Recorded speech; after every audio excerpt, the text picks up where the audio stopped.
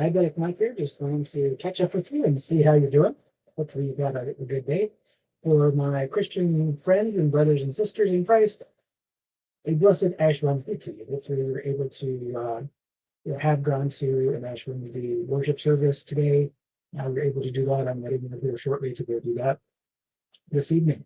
Looking forward to being with you tonight. And let's talk a little bit about what can a diabetic eat, or what do diabetics eat.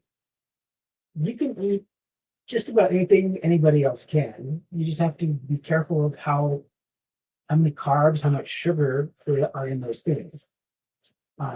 Fruits, eat fruits. You need the nutritional value of fruits. Vegetables. Again, you have to be careful of how high of a sugar content they have. But in general, you can eat pretty much anything that anybody else eats. On the grains and bread side, might be something that you want to think about cutting out, especially if you're trying to start to manage your diabetes and you're just kind of starting off. Bread might be something that you want to cut out.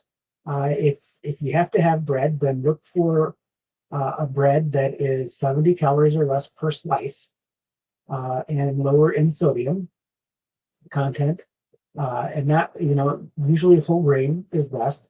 Those kinds of things. So if you really like bread, that's good. I would say you definitely want to cut out pasta and rice. Those things tend to cause your blood sugar to skyrocket out of control, especially if you're still not used to the new portion sizes you should be eating. So if you're wanting to control your diabetes and get off on a good start doing that, I suggest what I found has worked for me is a higher protein, lower carbohydrate diet. And what I mean by that, by higher protein, I'm not talking all you're eating is steaks and pork loins and all slabs of bacon. Don't do that. Not good for you, especially if you're 65. You want a good amount of protein, but you want to make sure you're not overdoing it. Now, the exception to that is if you are on a GLP-1 for managing your diabetes, you probably should be eating much higher protein than you would think. For men, that's anywhere from 80 to 100 grams of protein a day. For women, somewhere between 65 and 90 grams of protein a day, depending upon what your need is. The reason for that is when you're losing weight with a GLP-1, even though it's controlling your diabetes, your blood sugar is helping to manage that, especially if it's in conjunction with like metformin, an oral medication that a lot of diabetics are on. They both do similar things. And what they do is they slow down your gut so you don't move food through your gut as fast, which means that you absorb sugars and carbohydrates. It takes longer to break those down and absorb them much slower because of how it slows your gut down. So if you have issues with gut health, or any type of colon cancer, things like that in your family, that might be something you want to talk to your healthcare provider about, endocrinologist, general provider, if you're seeing with a general doctor, to help with your diabetes management. It's something you really want to think about because it is slowing down the absorption, it's slowing down how fast the food moves through your system, which, the longer you leave stuff in there, the longer it tends to rot and go bad and become even more, causing gas and bloating, can cause constipation, those kinds of things. Those are all things I have experienced having been on a GLP-1 drug. I just couldn't handle doing that anymore. My gut just couldn't take it. Neither could my body. It wasn't the drug wasn't a cause of what happened to me this last fall, but it was probably a catalyst where my body just couldn't handle it and freaked out, and so I ended up with some other issues, joint health issues and things like that I'm now mitigating through more drugs and through diet. So there's a lot to be said about diet and supplementation, especially for a diabetic. You just have to be very choosy about what you use and what you're taking. So higher protein, but they should be lean proteins: chicken, fish, turkey. Those kinds of things are probably better for you. Be careful of how much red meat you eat, especially if you tend to have gout or joint issues, high uric acid levels in your blood work. You want to be careful of that because that will cause gout flare-ups if you get too much or get too much uric acid, and then it can start to damage your joints. It can also cause some kidney problems. And if you like pork and you can tolerate it, pork is okay. I tend to stay away from pork because it is the most difficult meat to digest for humans because of how close we are genetically to pigs. I know that sounds weird that we're genetically close to pigs, but I'm not saying man, we're pigs. What I'm saying is that genetically we're close enough to pigs that it makes it more difficult for us to break down our bodies to break down pork in our system. And if you're already having a stale gut because of the drugs you're on, that can complicate the matters even worse. I have just cut out pork altogether. Not that I don't indulge every once in a while. It's been well over a year since I've had any kind of bacon.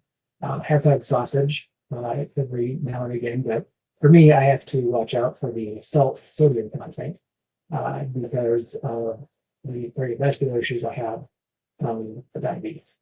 So those are things that you want to watch out for, things that you can eat. So, like I said, chicken, fish, turkey, beef in moderation. It's up to you if you want to do pork, whether that's a just thing for you or you just can't physically tolerate eating it because it just slows the effect down. But those are things that we want to do. If you can handle or have access to game meats, those are usually a little bit better. Bison is pretty good too. It's true bison, not beef roll. If you can get real bison meat, or have access to that's another big meat to have. Other protein sources out there, of course, legumes, some other vegetables. If I would stay away from soy if you can. If you have dairy allergies, stay away from whey proteins. Those kinds of things. Look for other plant sources. There are some really good organic plant protein powders out there that contain things like peas and brown rice and chia seeds to make up the protein content. So you're not getting it. Flax seed is another good protein source as well. We're looking to add some beneficial nutrients to your diet that way. Flaxseed has omegas in it, so it's a good thing to add to your diet as well. So those kinds of things are there. Now, those are supplements. Those are things you don't live on. You don't live on protein shakes and protein powders and protein bars. That they're just not enough nutritional value there. And yes, they do have usually higher fiber in this kind of thing, so you do feel fuller longer, or you're less hungry, those kinds of things. So those are good to supplement your diet with, but not as an everyday thing. You need real food. I said the other day when we were talking salad, you should add leafy greens to your diet. That will help to, especially if you're non-insulin dependent and not on GLP-1 drug, those will help to act like that and slow your system down enough. Not really slow it down, but actually cause less absorption or slower absorption of sugars and complex carbohydrates as your food moves through your gut to absorb and turn into the sugars that your body does need to have energy. And so you can move and just have a great day. Those are things that you want to look. So higher protein, leafy greens with both your lunch and your dinner, about 2 cups of leafy greens. And you can change it up. It doesn't always have to be iceberg lettuce. Iceberg is a good lettuce. It's got lots of insoluble fiber in it. It's got a lot of water content too as well. So if you careful, you have to be careful with water intake. But it's a good kind of not super nutritional, but it's a good filler to help with that. If you prefer other things like romaine or radicchio, butter lettuce, butter leaf lettuce, pig lettuce, there's all kinds. And if it's starting to look too expensive, you know, summer's coming up. We're just about ready here to hit the first day of spring here in a couple of weeks, and start planting a little garden. It doesn't have to be big. I mean, if you just want to grow lettuce, get some really good lettuce seed and look for heirloom varieties and grow some lettuce in just a pot on your deck or on some place where you have a nice window indoors if you want to do that. And that way you'll have fresh lettuce anytime you want it, and it really is different when you do that, when you grow your own. And we'll talk more about gardening and good harvests, and we're not talking like purely organic, but organic means a lot of different things to a lot of people from what it actually really is. Um, but organic is good. Obviously, the less man-made chemicals you can dump on your food, the better off it's going to be for you.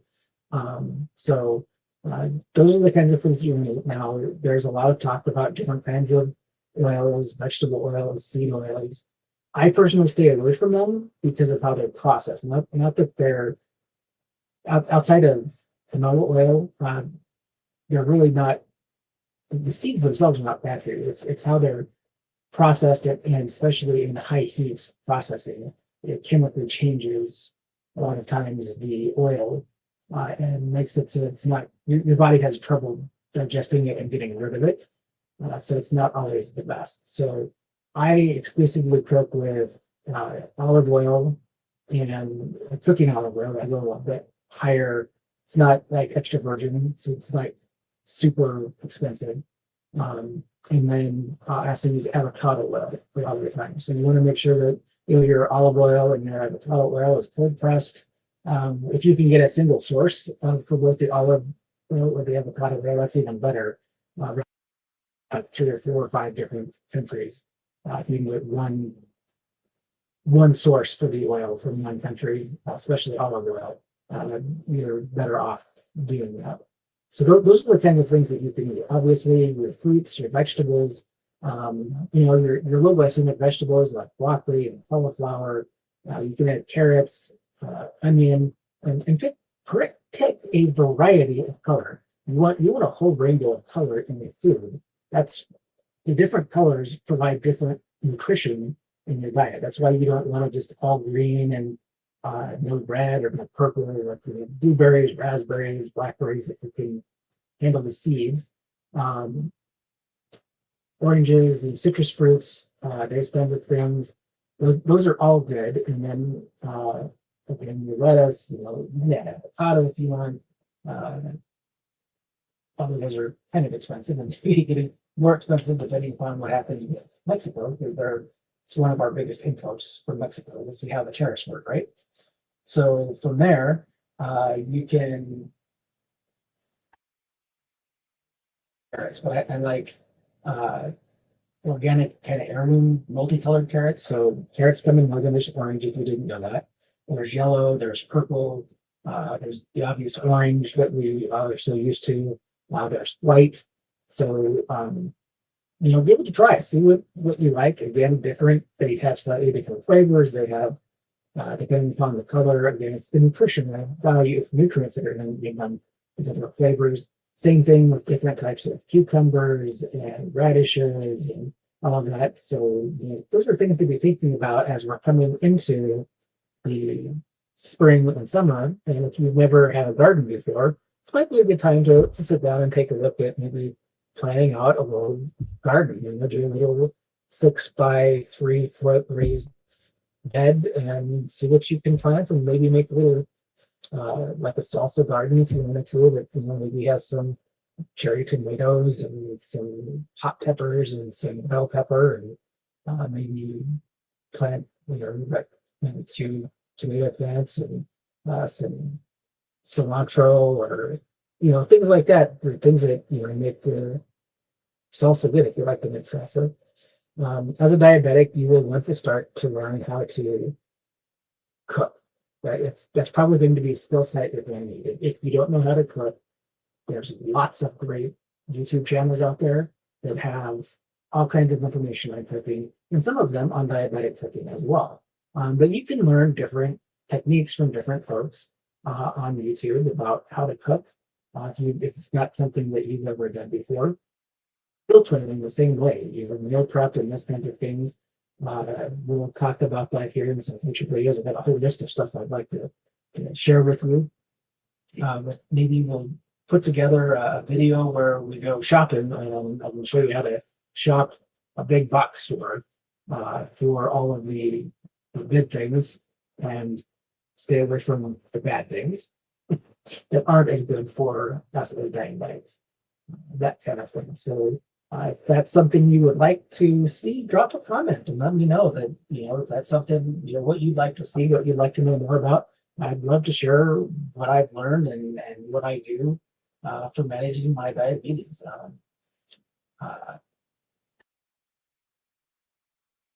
Ketoacidosis, or what does my A1C really mean when I get that blood work done?